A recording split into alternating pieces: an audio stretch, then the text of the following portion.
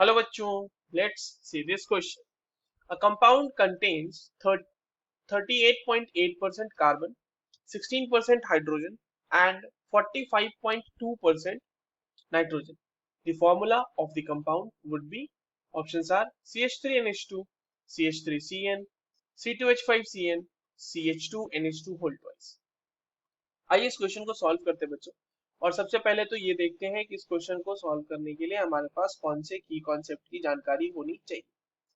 देखिए ये सवाल मॉलिक्यूलर फॉर्मूला का है. कहाँ से हम मॉलिक्यूलर फॉर्मूला कैसे कैलकुलेट करेंगे, और वो मॉलिक्यूलर फॉर्मूला हम किसके मदद से कैलकुलेट करेंगे?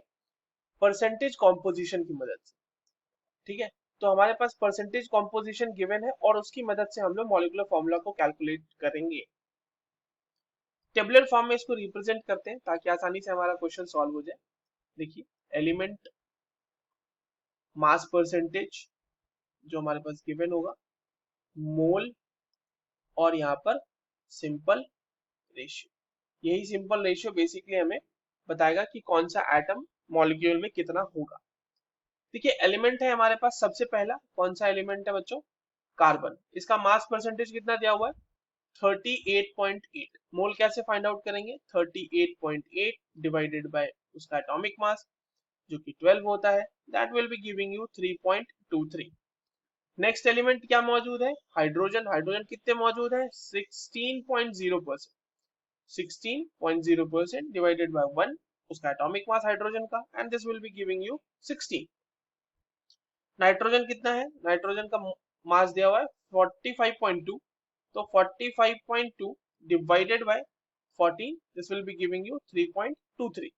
सिंपल रेशियो निकालने के लिए आप क्या कर सकते हैं कि आप जो सबसे छोटा वाला है 3.23 है ना, उसे डिवाइड कर दीजिए सब.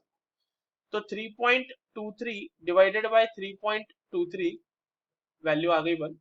16 डिवाइडेड बाय 3.23, ये वैल्यू अराउंड 5 आएगी.